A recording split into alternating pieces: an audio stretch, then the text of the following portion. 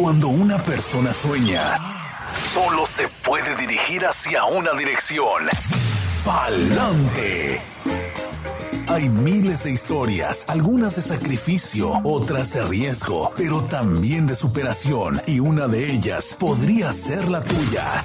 Inmigración, sueños, retos y triunfos. Bienvenidos al programa Pa'lante, mi gente, de la firma de abogados Vázquez & Servi.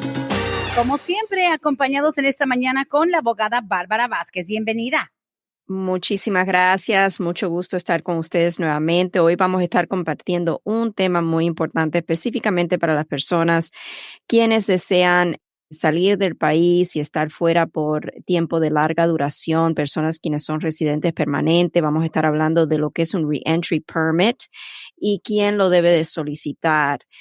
Sabemos que con lo de la pandemia del COVID-19 han habido muchos estragos a nivel mundial, en realidad, de vuelos que han sido cancelados y muchos residentes permanentes se han encontrado varados fuera de Estados Unidos sin poder regresar. Y a medida que han empezado a abrir los vuelos a Estados Unidos, también hemos empezado a recibir informes de residentes permanentes, quienes las aerolíneas no han permitido abordar por haber estado fuera de Estados Unidos por más de un año. La razón por la cual a veces las aerolíneas deniegan que una persona aborde cuando ha estado fuera por más de un año es porque la aerolínea puede ser multada.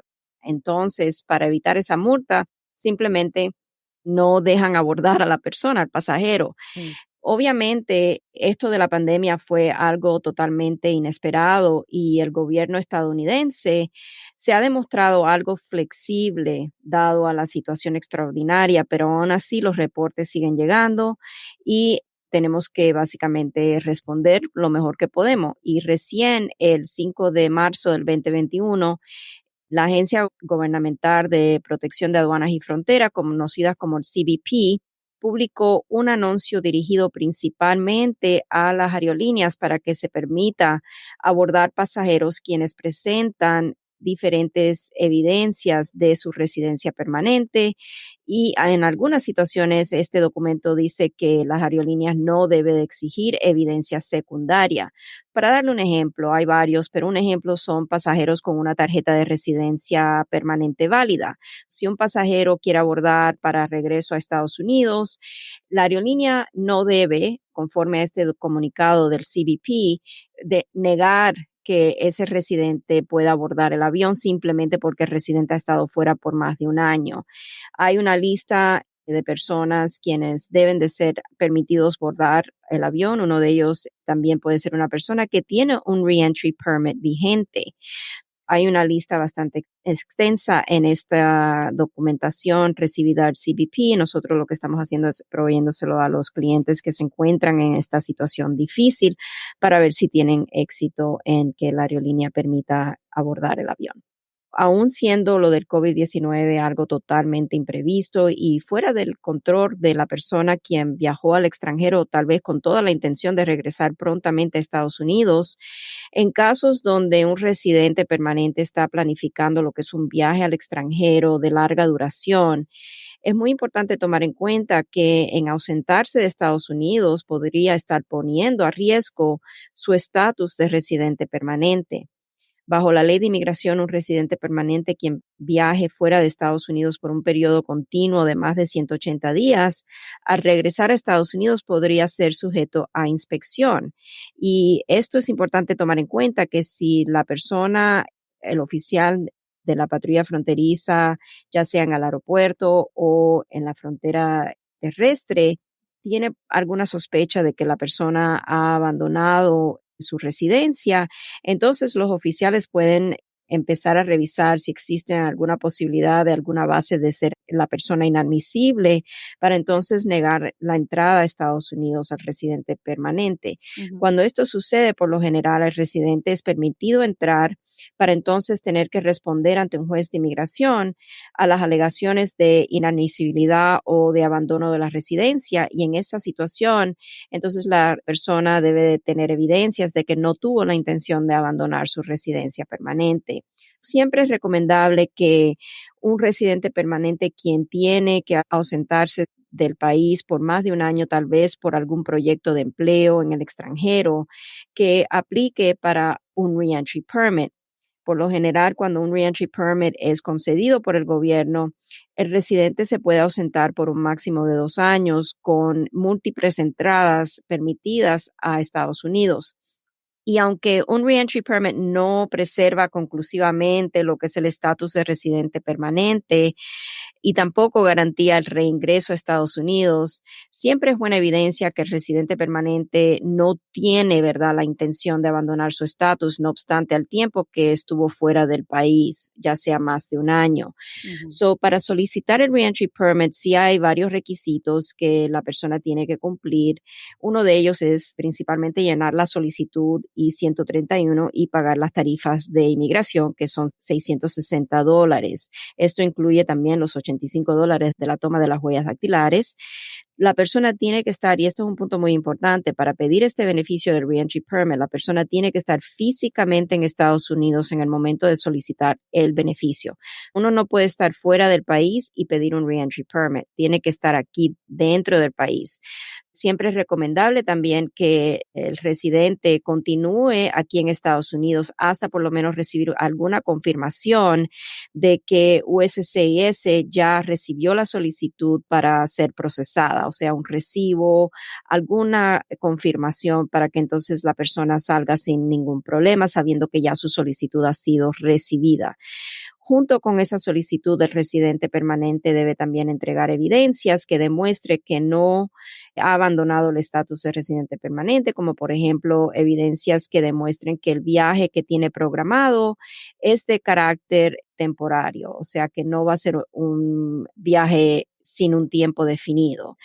También declaraciones de impuestos estatales y federales. Esto es una prueba muy importante porque el no declarar ingresos puede resultar que el gobierno de Estados Unidos le imponga a la persona una presunción refutable que el residente básicamente abandonó su estatus, al igual que cuando una persona quien es residente sí hace sus declaraciones de impuestos, pero se declara en esa declaración de impuestos como non-resident alien, o sea, en una clasificación como diciendo que no es residente de Estados Unidos. Eso puede traer problemas.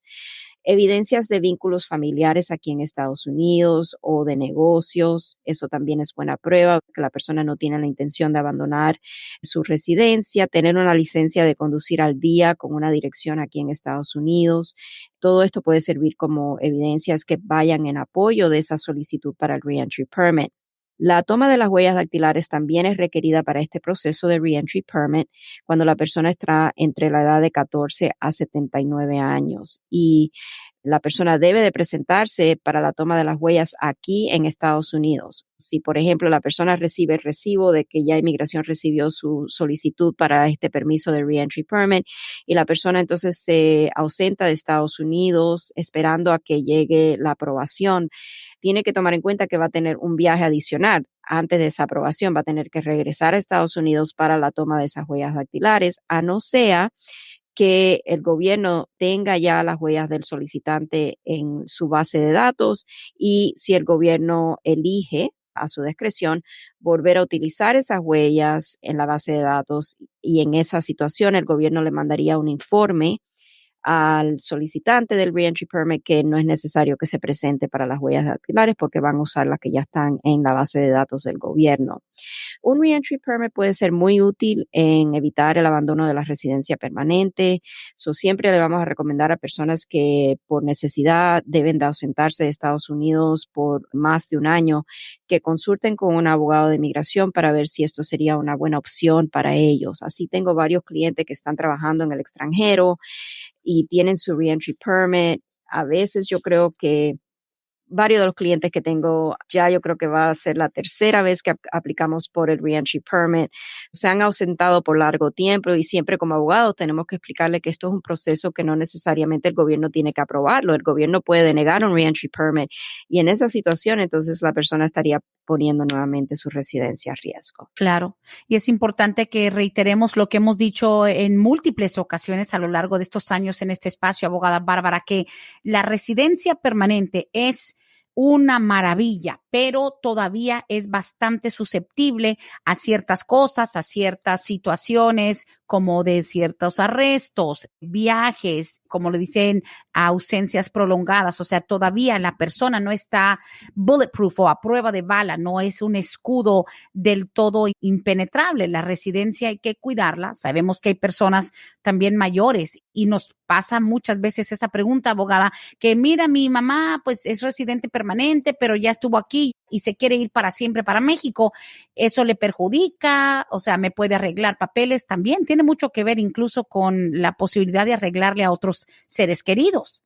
Exactamente, porque cuando una persona en realidad está viviendo como residente permanente fuera de Estados Unidos y quiere hacer una petición familiar, como patrocinador de esa solicitud, tiene también que hacer una affidavit de manutención y entonces no va a poder demostrar que está domiciliado aquí en Estados Unidos, que es uno de los requisitos para poder hacer ese affidavit o calificar para hacer el affidavit de manutención para su ser querido, quien quiere la persona que entre eventualmente con la residencia permanente.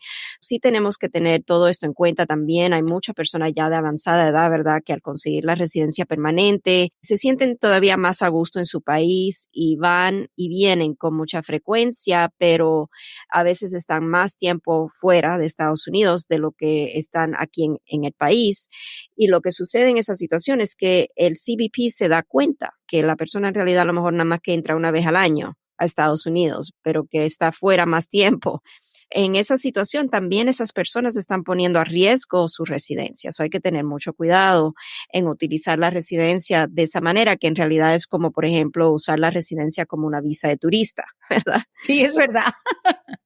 Híjole, y pero también sabemos que para muchos es más difícil hacerse ciudadano, porque qué ironía que el ciudadano americano, aún siendo naturalizado, puede viajar y quedarse en otro lado. Los abuelos de mi esposo son ciudadanos americanos naturalizados y viven desde hace años y no han vuelto a pisar Estados Unidos como en 13 años y sin embargo son ciudadanos americanos viviendo en Santo Domingo, les mandan la pensión y todo y ya no tienen que venir.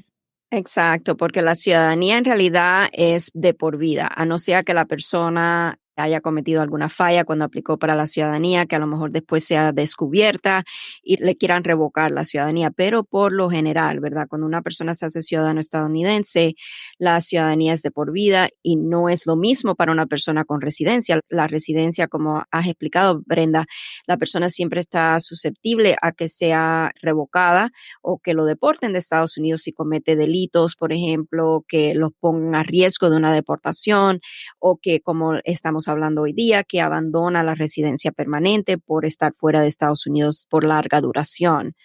Siempre hay que tener cuidado. Sí, de que sucede, solamente hay que cuidar cuando tiene uno ese tipo de estatus que igual requiere algunos compromisos de estar en el país determinado tiempo. Muchas gracias a la gente que ya está mandando sus textos, los que han mandado textos desde hace un par de semanitas. Línea en cabina, ya saben que prioridad para llamadas en vivo 770-686-3424. Aplican algunas tarifas dependiendo de qué área del mundo llama. Ya tenemos algunas preguntitas, abogada, que las tenemos guardadas desde hace un par de días. Ok, antes de entrar a las preguntas, como siempre, quiero recordarle a todos los radioescuchas que la información que ustedes reciben por este medio es de carácter general y nunca sustituye una consulta formal con un abogado que se especialice en la materia de inmigración. Definitivamente importante saberlo. Algunas preguntas que tenemos por ahí dice, para la abogada, buenos días, me aprobaron mi visa U en febrero del 2019. ¿Cuánto tiempo tengo para hacer el ajuste? Porque la visa se me vence en febrero 2023. Para febrero del 2022 va a cumplir 3 años con la visa U. Por la ley de visa U exige que la persona esté físicamente, continuamente aquí en Estados Unidos bajo la visa U por un periodo de 3 años antes de ser elegible para entregar su solicitud de ajuste de estatus. Ya para febrero ella sería elegible para entregar esa solicitud. Le vamos a recomendar que no espere a febrero para empezar el trámite porque es un trámite bastante intenso. Hay que someter evidencias junto con la solicitud del ajuste de estatus.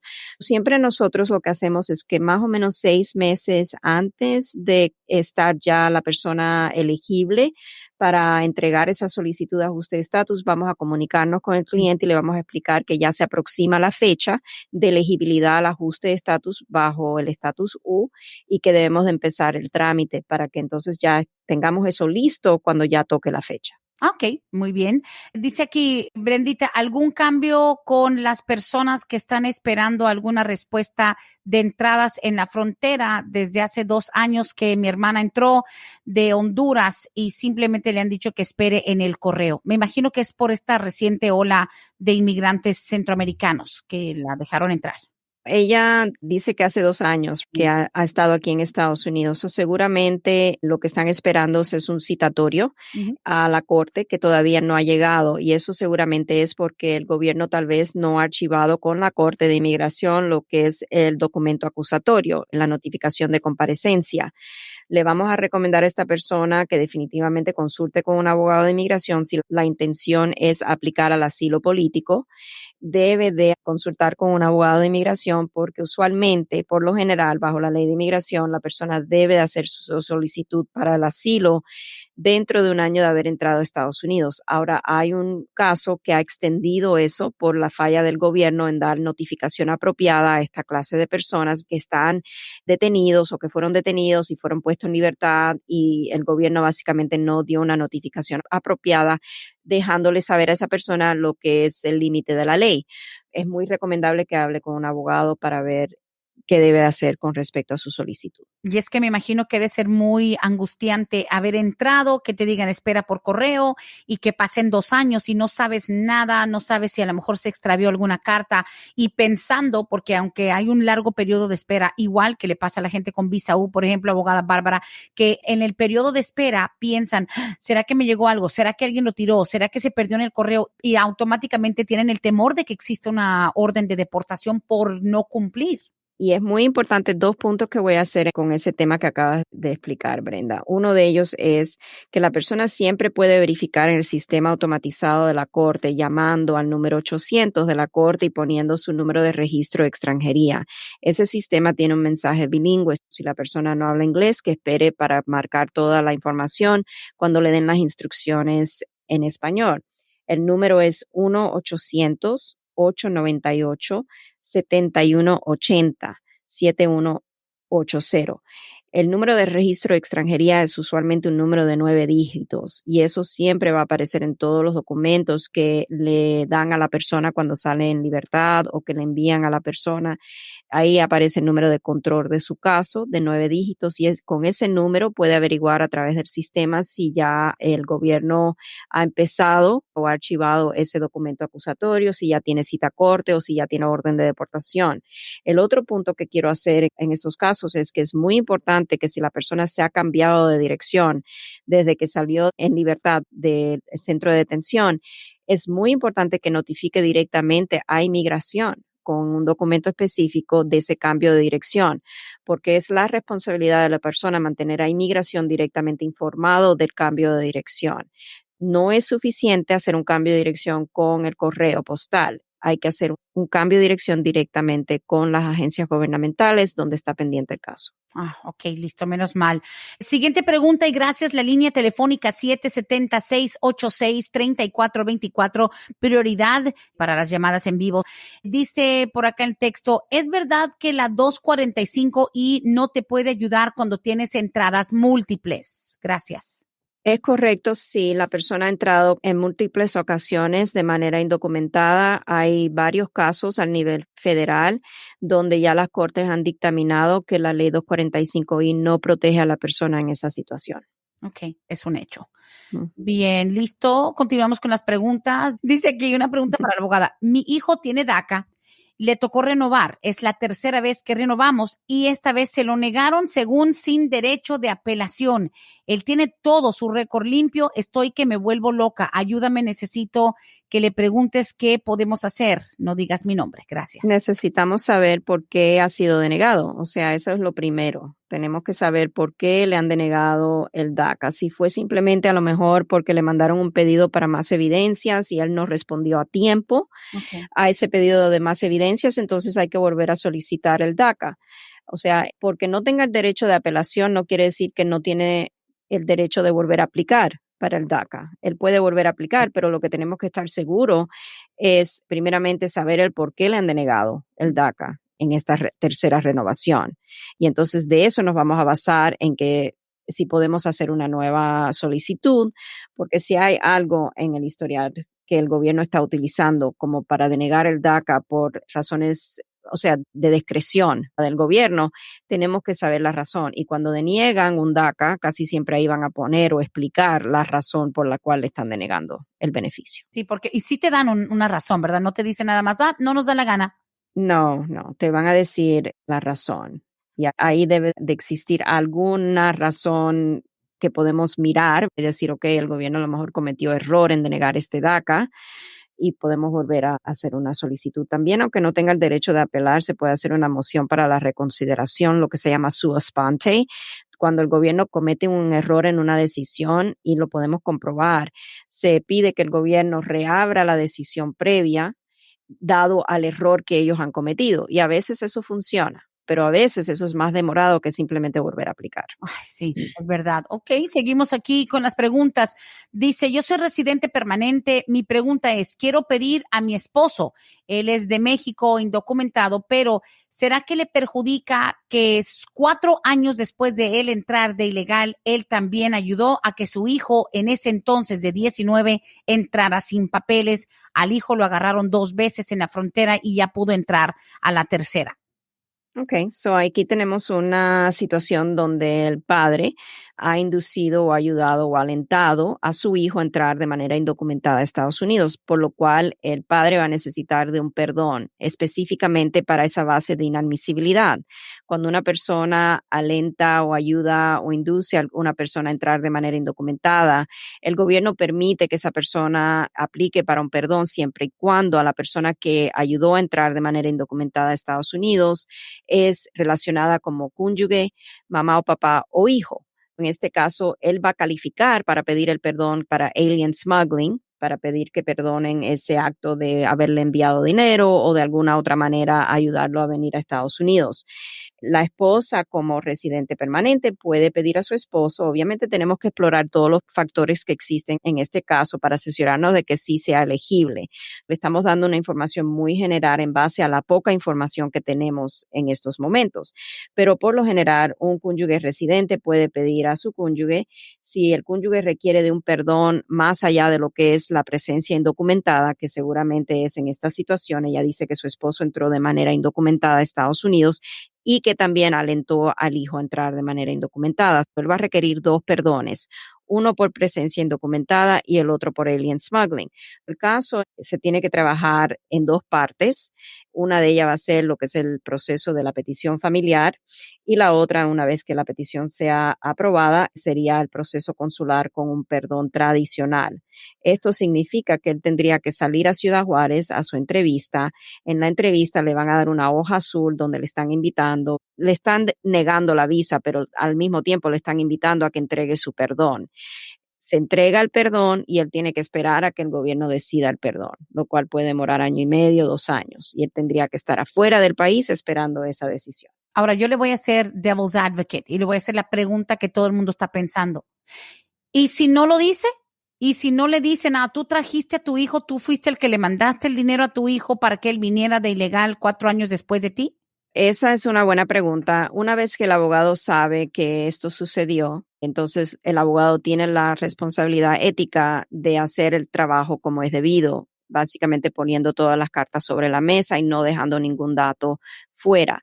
Mucho cuidado porque a veces cuando un joven es detenido o una persona es detenida en la frontera, ahí va a ser entrevistado, le van a hacer preguntas y ahí a lo mejor se puede pedir el FOIA, lo cual lo haríamos para ver qué información da la persona. Y usualmente, Brenda, lo que viene es question and answer, ¿verdad? Preguntas y respuestas bajo juramento. ¿Quién le dio el dinero para venir a Estados Unidos? ¿Cómo entró a Estados Unidos? ¿Quién lo trajo? Y depende, porque si puede ser encontrado que el padre fue la persona quien lo ayudó, entonces el padre va a tener problemas. En nuestra opinión es mejor cuando una persona está pidiendo un beneficio tan importante, que es la residencia permanente para poder vivir legalmente en este país, es mejor trabajar el caso de manera apropiada, responder a las preguntas honestamente para evitar problemas en un futuro. Recuerden que un residente permanente casi siempre después va a querer, casi siempre, no en todos los casos, va a querer hacerse ciudadano estadounidense.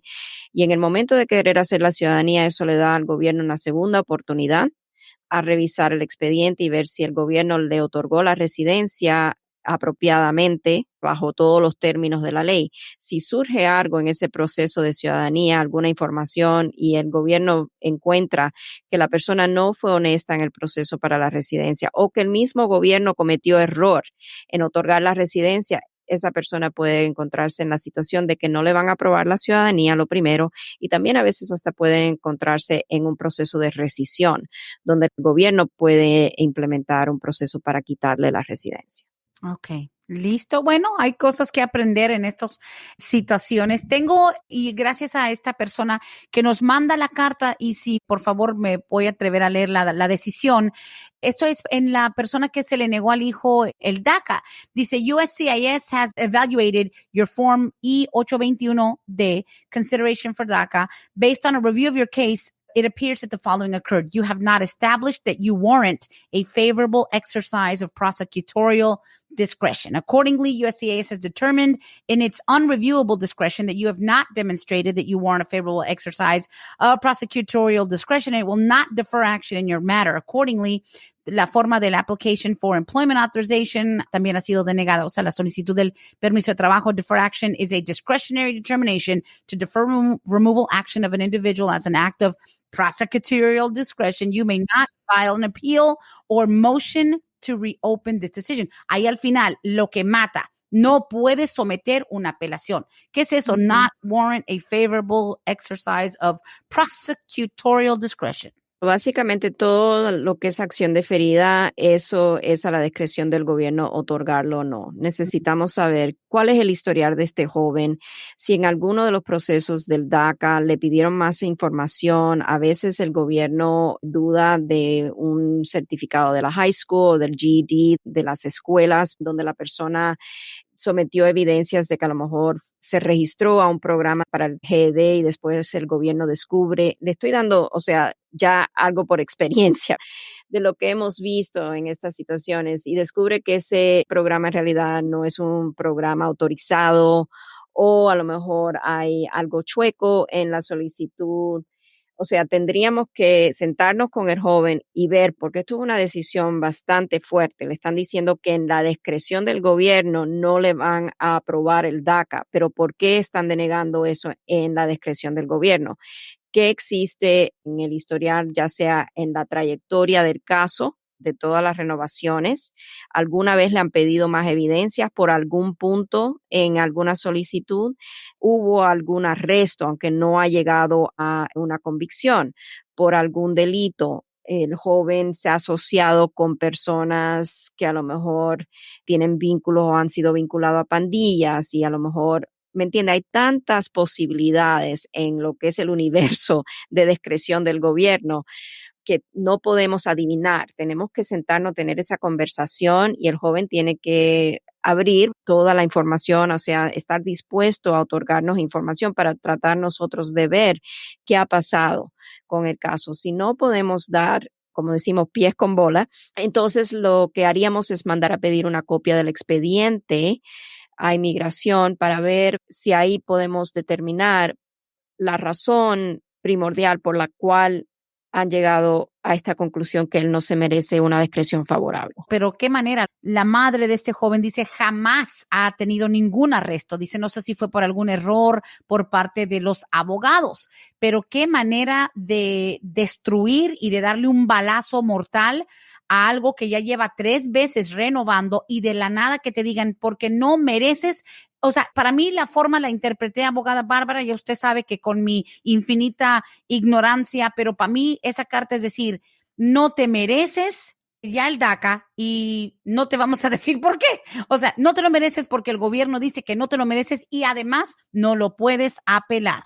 Pero no, que no se dé por vencida, porque si ella está segura que todo lo del hijo, el historial está limpio, todo está bien, a lo mejor pudo haber sido un error del gobierno, a lo mejor podemos simplemente volver a aplicar y explicar que este joven no tiene absolutamente nada en su historial migratorio o su historial penal que evite el ser concedido o que es un abuso de discreción del gobierno Ya. en denegar esta solicitud del DACA. No es simplemente ahora quedarse con las manos cruzadas porque pudo haber sido un error. Ok. También le diría, verifique que el número de registro de extranjería que aparece en esa carta de denegación concuerde con el número de registro de extranjería del permiso de trabajo del hijo. Porque ¿qué pasa si a lo mejor cometieron un error? Le pusieron un número de registro de extranjería que le pertenece a otra persona y ahí está el error del gobierno. O sea, hay tantos detalles, Brenda, Ah, que por eso le digo a la madre que yo sé que está desesperada por sí. esta situación, no dejarse vencer. O Ah, sea, si ella está segura de que el hijo no tiene nada en su pasado que pueda evitar y que todo está hecho y derecho con la solicitud, si fue una persona que se graduó de la high school, y ahí no hay ningún problema de que sea inventada la escuela o que sea fraudulento el programa del GED. wow. ¿Me entiende? Hay muchos detalles que tenemos que averiguar para ver si podemos ayudar. Ay, que compare el A-number, el número A20 whatever, para confirmar es una de las cosas. Obviamente dice yo he llamado a inmigración y según ellos no sé qué. Bueno, va a querer una cita, le vamos a proporcionar la información y obviamente para que la gente quede claro, de repente sí se nos da este comentario, no, que la abogada, que son 2 meses lo que hay que esperar. Señores,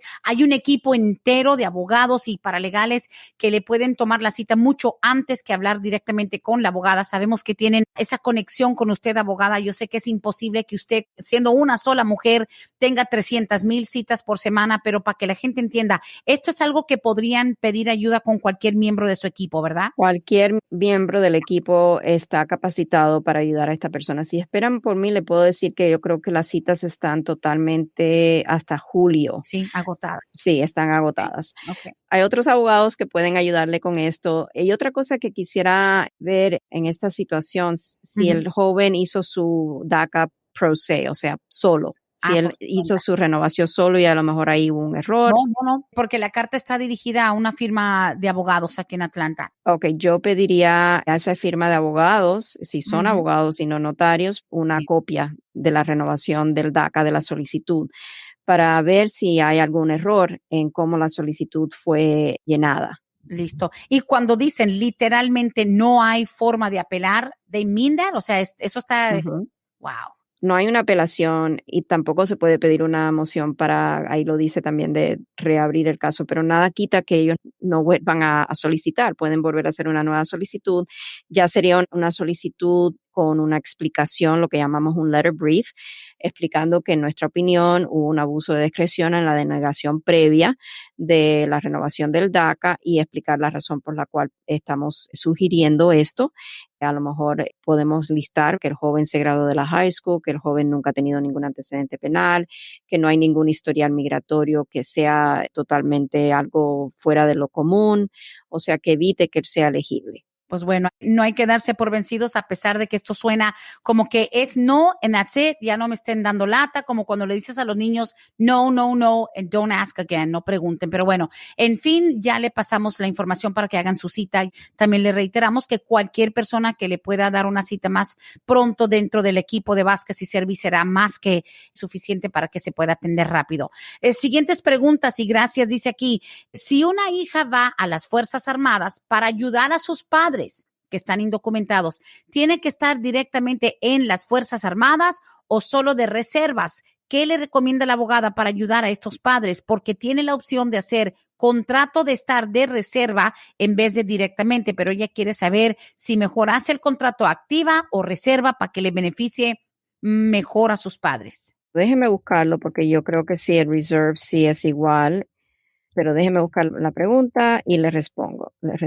Sí, mientras tanto, la línea telefónica en cabina 770-686-3424. Si usted hace una llamada, los ponemos en primera fila. Número en la oficina de Vázquez y Servi, 678-303-0018.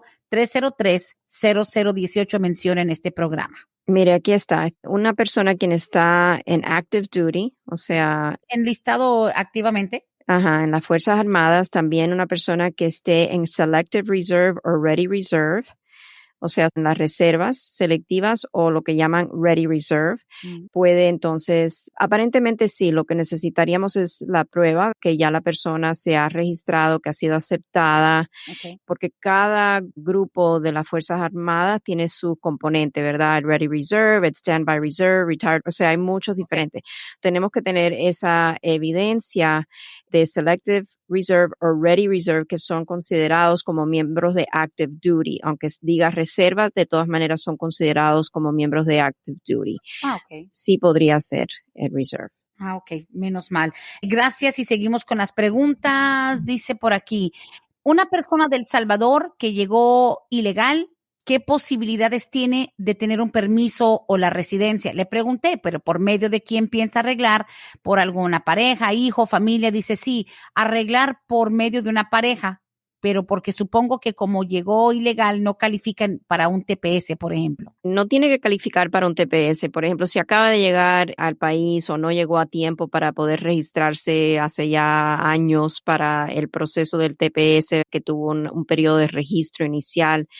Entonces la persona, aunque haya entrado de manera indocumentada, siempre y cuando tenga todos los otros requisitos y no tenga una base de inadmisibilidad para el cual no se pueda pedir un perdón, por medio de la pareja, residente o ciudadana, podría hacer un trámite para pedir la residencia. Cómo se trabaja el caso va a depender de los factores que existan en este caso en particular, porque todos los casos son diferentes, aunque el amigo, el familiar le diga el caso es igualito al tuyo, siempre existe a lo mejor algo, ¿verdad?, que hace su caso diferente y que tengamos que trabajar el caso de una manera diferente a su amigo o su familiar, y por eso siempre le vamos a recomendar una consulta formal para explorar esos factores y llegar a una estrategia en el caso. Claro. Ahora, un momentitito, 30 segundos, con lo de la chica que quiere meterse al ejército para ayudar a sus papás. Al ejército no le importa, porque están preguntando, oye, pero el ejército no se da cuenta que realmente están haciendo esto nada más por ayudar a los padres y que no tienen la vocación de militar. Esto no es relevante a la hora de enlistarse, ¿verdad? O sea, no les importa, yo lo hago para ayudar a mis papás, ¿no tiene nada que ver? No, que yo sepa, esa pregunta no surge durante el proceso de enlistarse. Yo no tengo idea, pero nunca he escuchado de los clientes que han aplicado para el PIP que le han hecho esas preguntas. Ok, muy bien. Qué buena pregunta, pero digo, porque uno dice, óyeme, pero entonces de alguna manera u otra alguien está sacrificando tal vez otro camino, se meten a la militar para ayudar a los padres y terminan tal vez arrepentidos. Pero sabemos que no se juega, ¿verdad? Porque no queremos tener un dishonorable discharge por no cumplir al gobierno estadounidense. Eso sería algo bastante mal. Tiene que pensarlo bien, porque sí, como has dicho, es un sacrificio de la persona, de la joven. Absolutamente. Bueno, listo. Dice, cuando uno checa en el website su caso y tiene 2 fechas de prioridad, ¿cuál es la buena? Es muy vague. La pregunta solo dice, cuando uno checa en la website de USCIS y tiene 2 fechas de prioridad, ¿cuál es la que vale?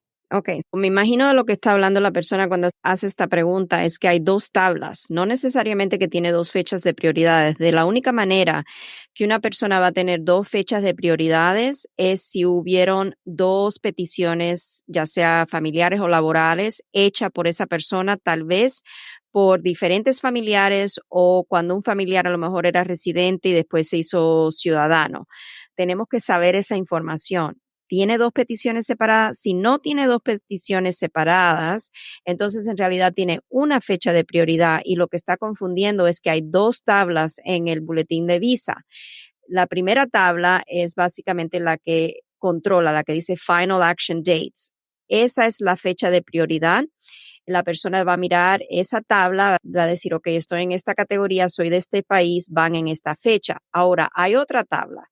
Es una tabla que el gobierno implementó para decir, ok, personas con esta fecha de prioridad de estos países, aunque su fecha de prioridad no está vigente y todavía no hay una visa disponible para nosotros poder otorgar la residencia, le vamos a permitir a las personas con estas fechas hacer su solicitud, entregar su solicitud en adelantado para que el gobierno ya vaya procesándolo en anticipación de que prontamente va a haber una visa disponible. Oh, Ok. Hay que saber leer las dos tablas, pero también en este caso de esta pregunta tenemos que saber si esta persona cuenta con dos diferentes fechas de prioridad porque hubieron a lo mejor dos solicitudes hechas. Y entonces usaríamos la que más ventaja tiene para esa persona, siempre y cuando sea una petición que no haya sido revocada por operación de ley, ya estaríamos hablando de otros temas. Muy bien, listo. Teníamos una llamada en espera y creo que ya regresó a marcarnos. Buenos días, bienvenidos a Palante, mi gente, al aire con la abogada Bárbara Vázquez.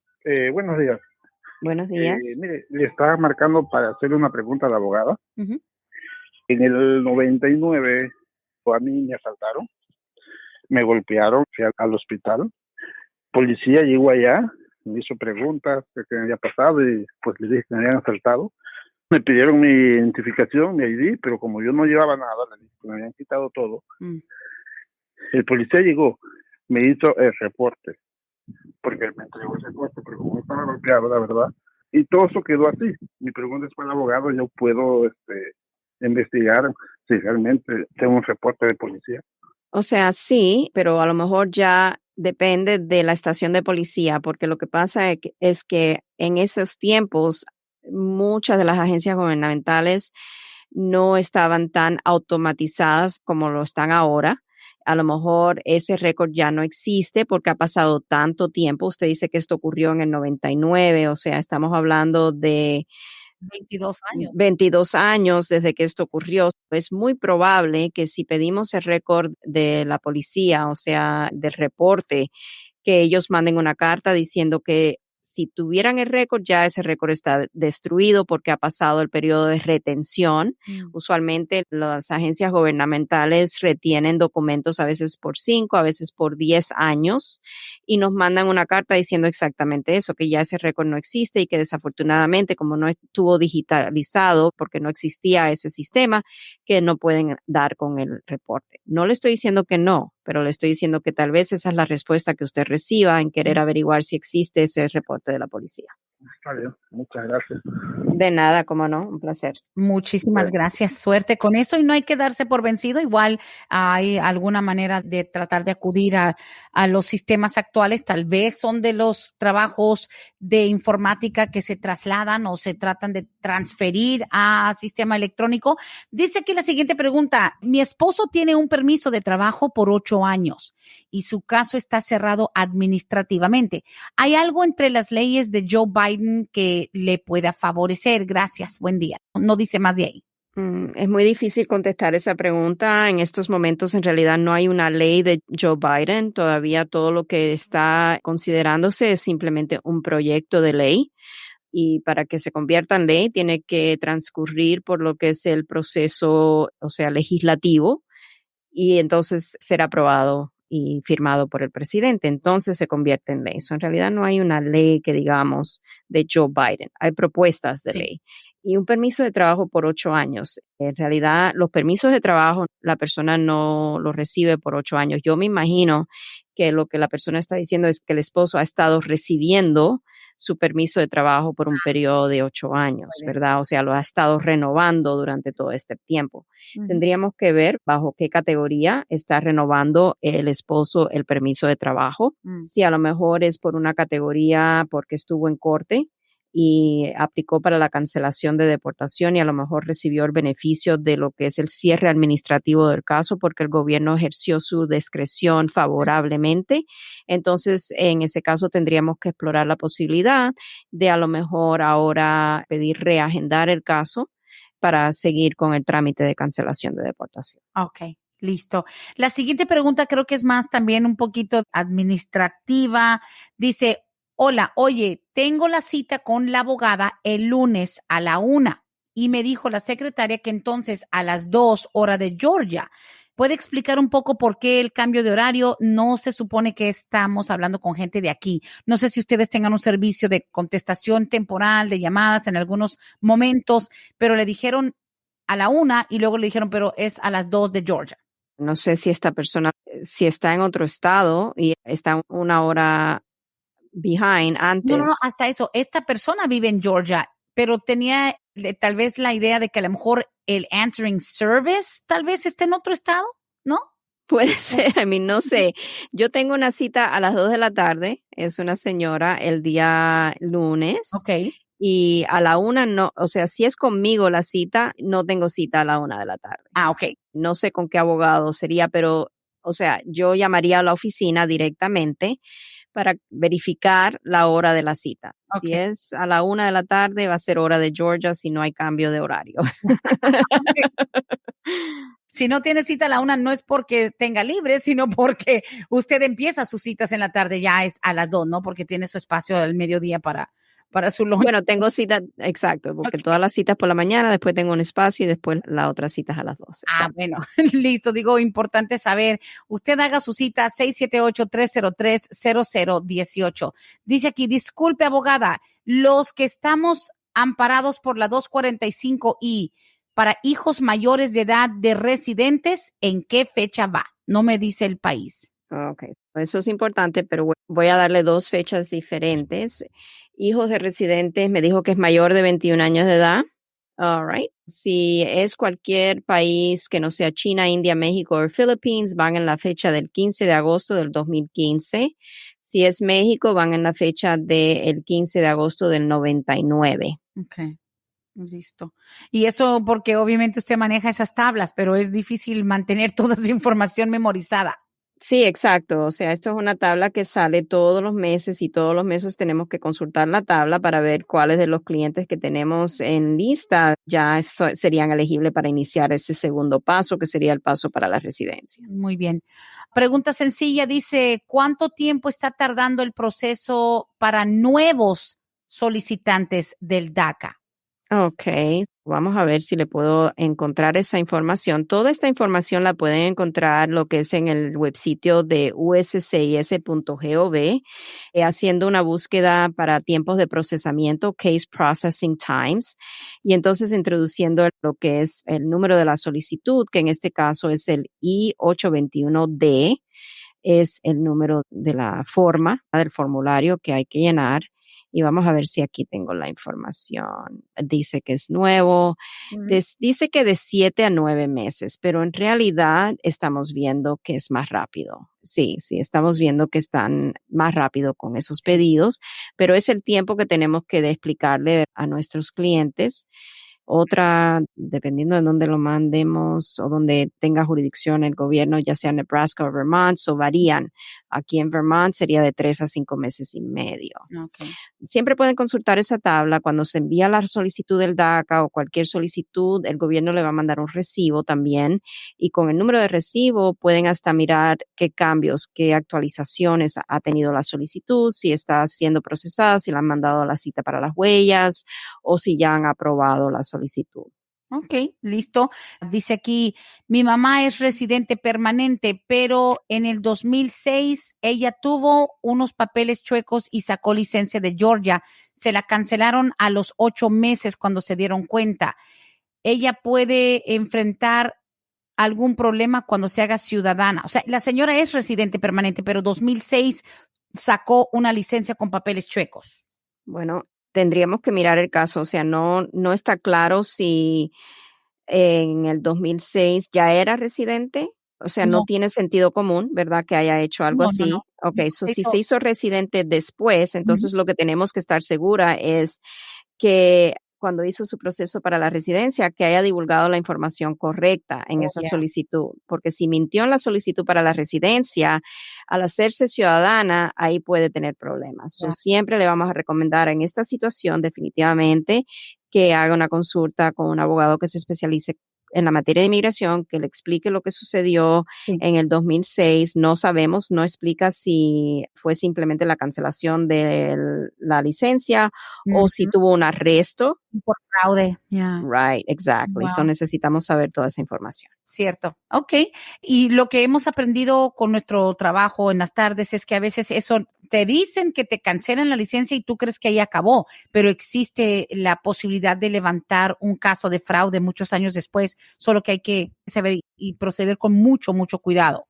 Exactamente. Listo. Dice aquí, nosotros aplicamos para el TPS venezolano. Después de recibir la notificación de recibo, ¿cuánto tiempo se tarda para recibir una respuesta definitiva? Ok, tenemos que volver a consultar los tiempos de procesamiento. Aquí el formulario es el I-821 Okay. y nuevamente vamos a ver. Y recordándoles que donde quiera que nos escuchen, cualquier estado de la Unión Americana, al menos en este sentido, las leyes migratorias son federales y por ende, si tú te sientes cómodo o cómoda con la información que se te provee aquí, pues puedes referir a cualquier familiar, no importa en qué parte del país esté, California, Texas, Chicago, Nueva York, etcétera.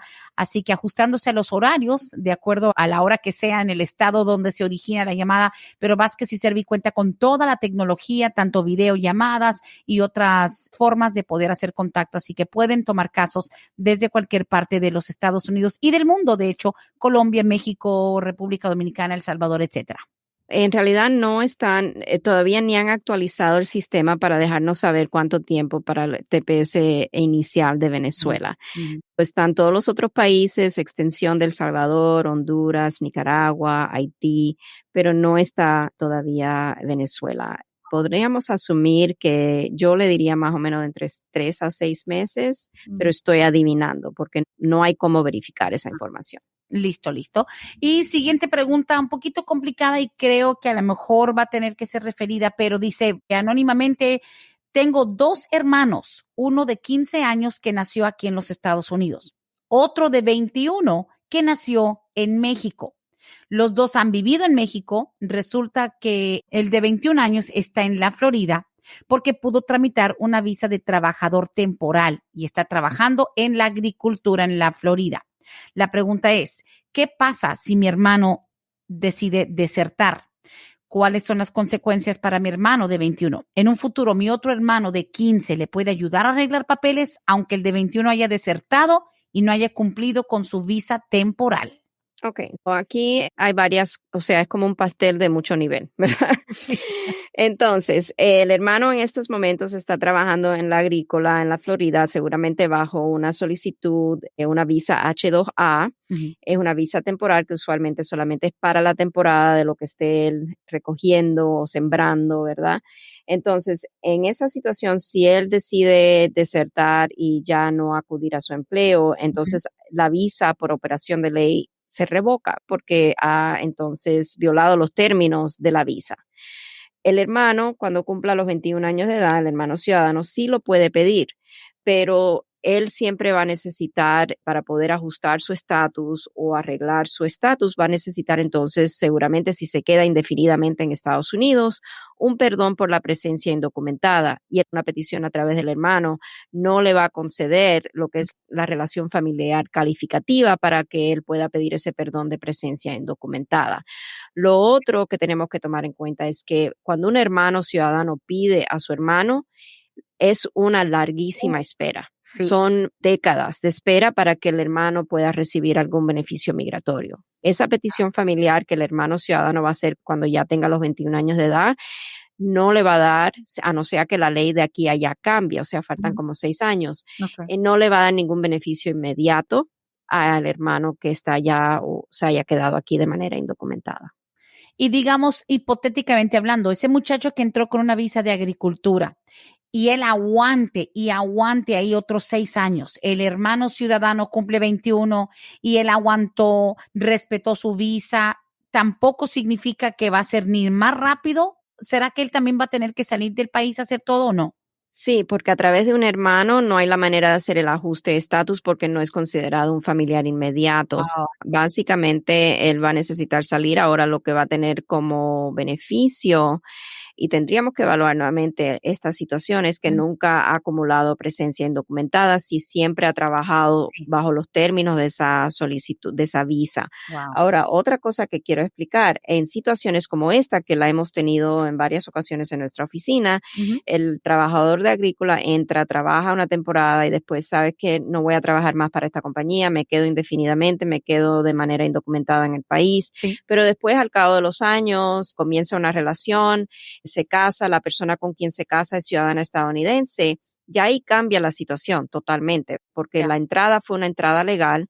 Si no ha vuelto a salir y vuelto a entrar de manera indocumentada, entonces a través de ese matrimonio con ciudadana estadounidense, por haber entrado legalmente, no obstante a que haya no cumplido, ¿verdad?, con los términos de la visa y no obstante a que ya se haya quedado de manera indocumentada, entonces sí la ley nos permite hacer un ajuste de estatus para la residencia aquí en Estados Unidos. Por medio de su pareja, lo que son pareja y ciudadana. Exacto, pareja ciudadana, son esas relaciones inmediatas, no es lo mismo que te pide un hermano y lo que de repente, aún con 6 años ya de estar escuchándola a usted, aprendiendo de usted todos los martes, 1 hora entera y tantas preguntas con las que yo la jodo en inbox y todo, todavía a veces it blows my mind, me asombra y se me quiere destapar la cabeza cuando entendemos de nuevo que el hecho de entrar legalmente, ya sea como visa de fiancé, como trabajadora agrícola, turista y todo, no por entrar legal te automáticamente te da el derecho de que arreglar aquí en el país y en 1 año tengo papeles. I mean, te puede pedir tu hermano, es lo más tardado que hay.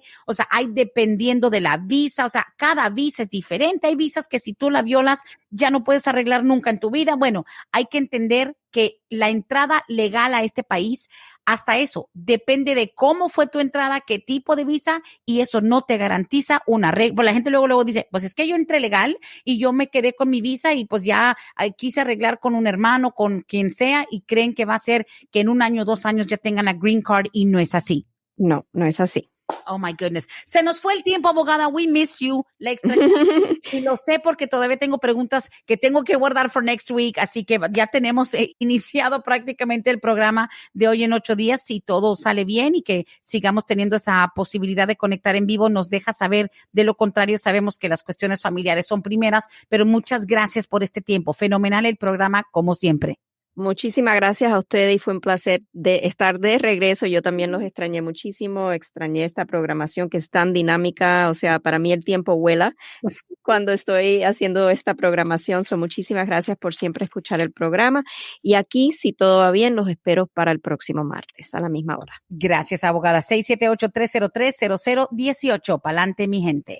Hasta aquí hemos llegado hoy, pero siempre vamos pa'lante, mi gente, con Vázquez en Servi. Hasta la próxima.